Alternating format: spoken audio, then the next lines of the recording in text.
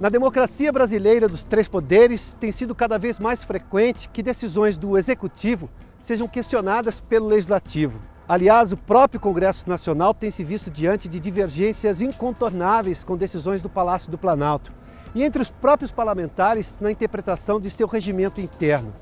A crise quase que institucional desses dois poderes, não raro, tem sempre terminado com um recurso cada vez mais frequente de sempre se consultar o Supremo Tribunal Federal. Aliás, a judicialização tem sido uma prática muito recorrente de toda a sociedade brasileira. Tramitam no país atualmente quase 100 milhões de processos.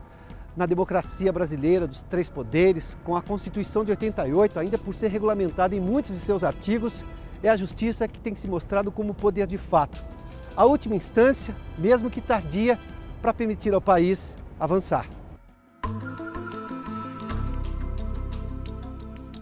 Ministro Edson Fachin, obrigado por o senhor ter nos recebido. A Constituição brasileira está precisando ser interpretada a todo momento, as coisas não estão claras, porque esse caso do impeachment, por exemplo, que o senhor concedeu liminar, de novo não se sabia, mesmo com a possibilidade, ou com o pedido, com o clamor, com a apresentação de juristas de argumentação lógica, baseada em fatos de que a presidente pode sofrer um impeachment, não se tinha ideia, e o senhor está trabalhando nisso, o senhor já me falou, de como seria o rito processual do impeachment, em que momento ela pode ser afastada ou se não pode ser afastada, da formação das comissões, em que momento a defesa se dará, qual o prazo para essa defesa. Ou seja, eu tinha uma previsão de impeachment, mas não tinha a previsão de como isso poderia se dar, embora já tenhamos tido uma experiência de impeachment não muito longínqua, o caso do presidente Collor foi em 92. A Constituição brasileira é complexa demais ou ela é mal explicada? A Constituição brasileira é que é jovem, né? De 88. Jovem, nós temos uma Constituição de 20 e poucos anos, nem completou 30 anos. Ela é, na verdade, um exemplar muito produtivo da síntese de um conjunto de aspirações nacionais, algumas até contraditórias entre si. Mas é o documento rico que nós temos, não precisamos de outra Constituição, precisamos, aliás, de efetivar essa que nós temos. E a regra básica a seguir em relação aos poderes é que cada um dos poderes atua na sua esfera respectiva. Ou seja, a regra é a regra de uma distância respeitosa que a Constituição denomina de independência entre os poderes. Essa hipótese da imputação que se faz de um crime de responsabilidade a presidente da República, o Supremo, neste caso, ele é chamado a fixar o sentido e o alcance das regras do jogo, mas ele não deve entrar no juízo político ou no juízo do mérito sobre as regras do jogo, nem nas questões que são internas aos poderes. Isto diz respeito ao limite e autonomia de cada um desses poderes. O Supremo, a rigor, não irá, nem poderia fazer nenhuma criação de rito. Ele irá, na verdade, estabelecer o procedimento que deriva desta lei à luz de uma filtragem constitucional. Porque aqui o Supremo irá conjugar a Lei de 1950, a Constituição Federal de 1988, o regimento interno da Câmara dos Deputados, o regimento interno do Senado Federal e o Código de Processo Penal. Esta base legislativa será objeto de uma interpretação à luz da Constituição e alcançará atos eventualmente já praticados, atos em curso e indicará os atos futuros. Para, num pronunciamento que alcance do princípio ao fim do procedimento, o Supremo já fixe as balizas do seu entendimento constitucional e permita que o processo continue e vá até o seu final, sem que haja uma mácula, sem que se diga que direitos e garantias não foram preservados. Porque o impeachment é um mecanismo que faz parte da vida democrática, está na Constituição brasileira e, portanto, merece ter o seu lugar de dignidade como instrumento de imputação de um crime de responsabilidade preservado, e é isso que o Supremo Tribunal Federal está a fazer. Portanto, por uma razão de cautela e de segurança jurídica, acabou-se chamando para o Pleno do Supremo Tribunal Federal um pronunciamento sobre o ponto e sobre o procedimento como um todo. Isso o senhor vê com bons olhos, essa tentativa de deixar claro o que é legal e o que é legal de acordo com a Constituição, de acordo com a lei, para que o processo não sofra uma contaminação? A mesma coisa do chamado mensalão, não é? Ação Penal 470, popularmente chamada de mensalão.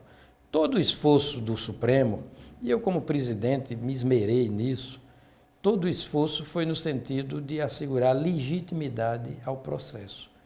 Não é? O Supremo decidir com equidistância, nem praticando o direito penal do inimigo, porque o direito penal do inimigo condena por antecipação, o judiciário se torna não judiciário, mas justiceiro, o que é um desbordamento, uma disfunção, nem direito penal do inimigo, que condena por antecipação, portanto, nem direito penal do compadrio, que absolve por antecipação.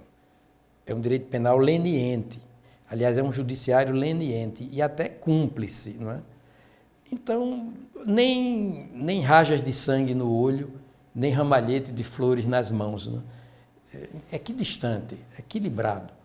E foi assim que o Supremo fez. E agora o papel da Câmara dos Deputados, dessa comissão especial, não é, na Câmara dos Deputados, e se a coisa avançar e chegar até o Senado, o que se tem a fazer é a equidistância, é o equilíbrio, é a legitimidade. Se essa legitimidade for desobedecida, o judiciário está ali de plantão para restaurar, dar um freio de arrumação no processo e no procedimento, não é? De modo a legitimar tanto o processo como o procedimento do chamado impeachment. O papel do judiciário é esse mesmo.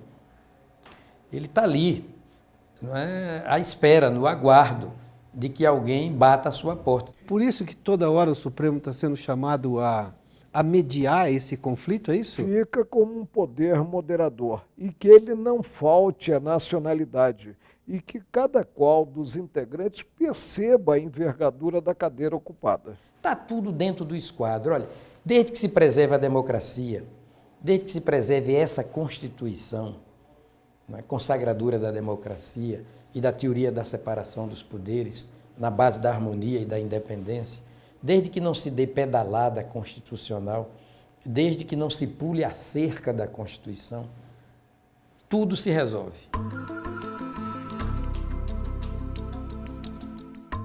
O momento atual do país lhe chama mais atenção do que outros momentos. Nós temos uma sucessão de crises e instabilidades no Brasil desde a redemocratização. Talvez seja esse o processo natural. Nós estamos formando essa democracia ainda jovem do país. Esse momento o senhor considera, esse momento de crise política e crise econômica causada por uma crise política, pelo menos na avaliação da maior parte dos cientistas que hoje versam para tentar entender o país, esse momento lhe chama mais atenção do que outros ou já passamos por piores nesse processo de redemocratização até aqui? Olha, os tempos são estranhos e eu não esperava vivenciá-los. São estranhos porque nós temos o abandono a princípios, perda de parâmetros, o dito passa pelo não dito, o certo por errado e vice-versa. Há uma inversão muito grande de valores. Há um esgarçamento das instituições. O Brasil praticamente está parado. Nós não temos governo porque a chefia do executivo não consegue implantar medidas visando combater a crise que repercute na mesa do trabalhador, que é a crise econômica financeira. E estamos em um impasse. Vamos ver agora como ficaremos, tendo em conta o processo de impeachment, se julgado procedente ou não, e o almejado entendimento que não está havendo entre executivo e legislativo. Há uma crise. A crise brasileira é, na origem, ética. É ética. Há muito assalto ao erário, ao patrimônio público, não é? Há recursos de origem, ora direta, ora indiretamente, de origem pública. Não é?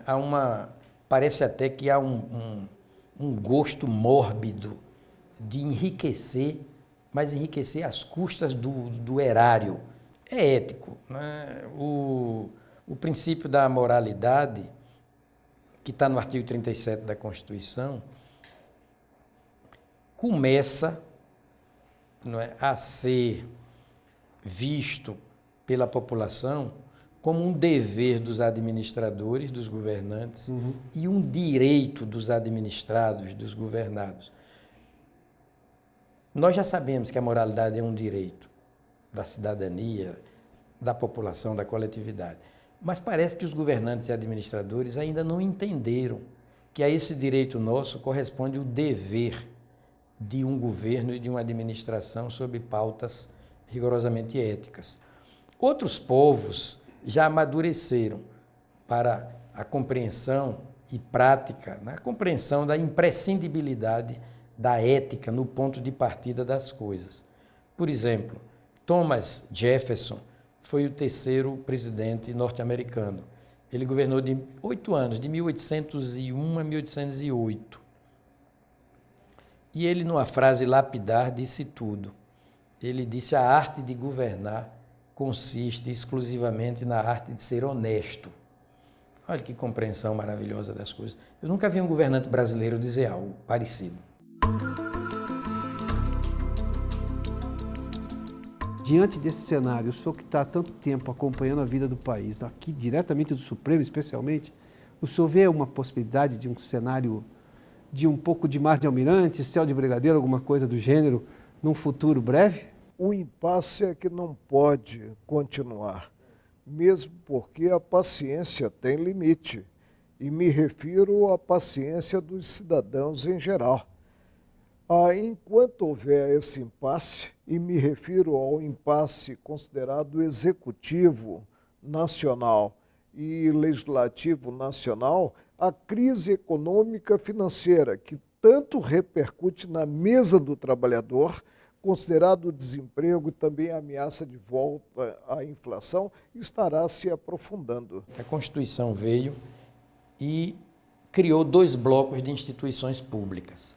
O primeiro bloco, as instituições que governam, Poder Legislativo e Poder Executivo. Instituições públicas encarregadas do governo da polis. Muito bem. O segundo bloco de instituições públicas, o bloco das instituições que não governam, mas elas impedem o desgoverno. Aí você está vendo Polícia Federal, Ministério Público, Poder Judiciário, Tribunal de Contas da União. Esse segundo bloco impeditivo do desgoverno está funcionando razoavelmente bem. Então a vaca não vai para o brejo, né? E as crises tendem a se resolver. É o nosso alento. O país tem jeito.